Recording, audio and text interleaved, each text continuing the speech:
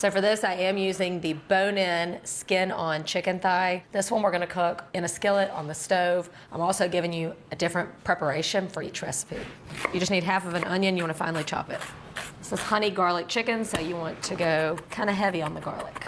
I love this dinner because it's so easy. Like, this is one you could do when you get home from work because the prep is so minimal. The best thing ever is crispy chicken skin on your chicken thighs. To get that, you need to pat them dry first. All right, and then to season our chicken thighs, all we need is salt and pepper. While you're gonna 100% wanna keep this recipe forever, the main takeaway that I really want you to get is the cooking method, because then you can adjust it to whatever flavors you're feeling that day. So you want to get a skillet, like medium-high heat until it's hot. I'm going in with a little avocado oil. I like using like a more neutral flavored oil when I've got like Asian flavored spices going in. Once we put this chicken in the skillet, do not touch it. Do not touch it. If you've got time to go make a salad, a cocktail, whatever, the chicken will tell you when it's time to flip. Yeah, it's sticking under there, and that is when it releases easily from the pan. This step takes at least 5 to 7 minutes, so do not rush that. At this point, after we flipped it, we've only cooked it for another minute or two, and it's not cooked through. We're gonna finish it in the sauce. Again, just remember this method, and then you can zhuzh up the flavors however you want. So now we have all this liquid gold right here, and it cost us no added ingredients. That is the flavor of the chicken fat with just salt and pepper. So the drippings, I'm just gonna go with my onion and garlic. You're gonna cook that down until it's all nice and soft. We're gonna make our sauce, honey and soy sauce. And then I like to add in just a dash of rice vinegar also to cut some of that fat. And then not in the recipe, but to balance out some of that sweet, I like to add in a little sriracha. And that's it. Now we're gonna finish cooking our chicken in this. So I'm gonna turn the heat down and just let that simmer until the chicken's cooked through. Once you flip them, it only takes about 10 minutes, if that, because we cooked it for so long on the first side. I'm just gonna give it a quick toss in the sauce.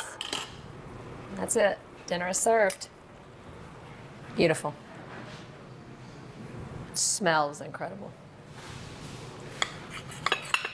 Oh yeah, look how juicy. Oh my God, this is perfection, I can already tell you. I mean, it's crispy on the outside, juicy on the inside, as promised. That was a lot of flavor. And that sauce, be sure whatever you serve it with, noodles, rice, to absorb that goodness. This next one uses boneless, skinless chicken thighs. The recipe actually calls for boneless, skinless chicken breast, but I'm gonna show you why you should use this instead. This one is more of like a simmered, braised situation. You run the risk of drying it out and overcooking it when you use the boneless, skinless chicken breast.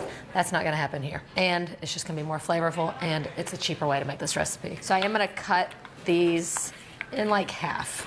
All right, and then we're going to season them with salt and pepper.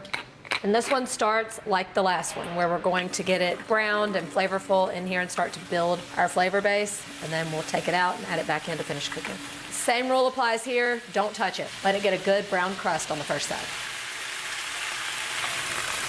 If you don't always start by creating that flavor base, you're missing out. I'm going in with some onion, ginger, and garlic. Since we use the skinless chicken thighs, you don't have all that fat that's accumulated on the bottom. So that's why I used a non-stick skillet here. Now is when I'm gonna add in the spices, because they're going to use the fat that's in there and the heat. So they're gonna toast a little bit. And so their flavors are really gonna come out a lot more if you do this and cook them in with the onion and garlic for a little while. Going in with curry powder, some cumin, turmeric, coriander, and cayenne. Lots of strong, delicious flavors. So toast them for just about like 20 seconds or so, and then we'll add in water to lift up the flavor. And then going in with some tomato. What makes this dish so magical is the addition of whole milk yogurt. It adds tang, it adds creaminess. It's just heavenly. You know that's a lot of flavor in the pan. I'm also going in with some cilantro. I'm gonna add the chicken back in along with any juices, and then I'm gonna add in a little more water to thin the sauce out.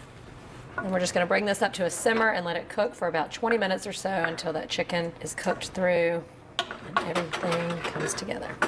Flavor it up with some salt, and then we can check for seasoning again later. And the finishing touch is a little fresh lemon juice. You could also add in some garam masala at this point. All right, let's dish it up.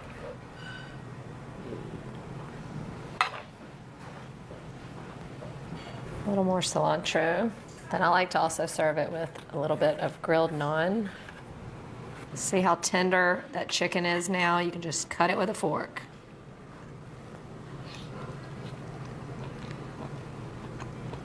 Unbelievable.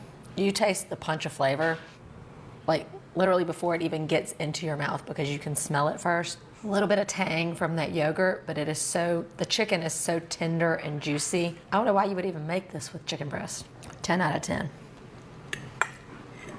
Maybe 12 out of 10. This next one is a complete meal in one pan. It requires minimal effort and 0 time at the stove. This is crispy and tender oven-baked chicken thighs. I'm taking this recipe and showing you a little hack on how you can create a whole meal in one pan. So veggies I'm doing are just some red bell pepper and some potatoes, a little onion. Just put your veggies in the bottom of whatever dish you're gonna cook in, add a little oil. I always do a little salt, pepper, maybe a little garlic powder. Again, you can just use this as a method and change out whatever flavors you want. Give that a toss and then place the chicken right on top.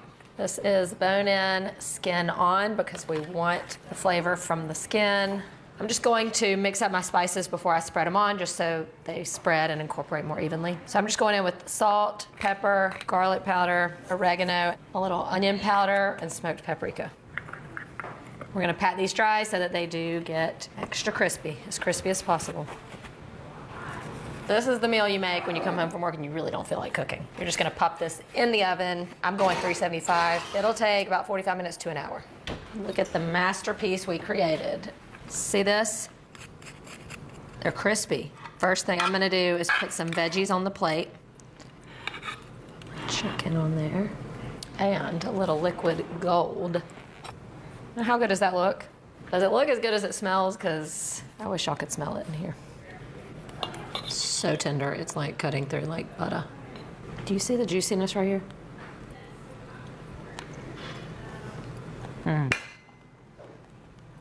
The chicken breast could never do that. The way those potatoes have absorbed that juice, it's amazing. Winner, winner, chicken dinner.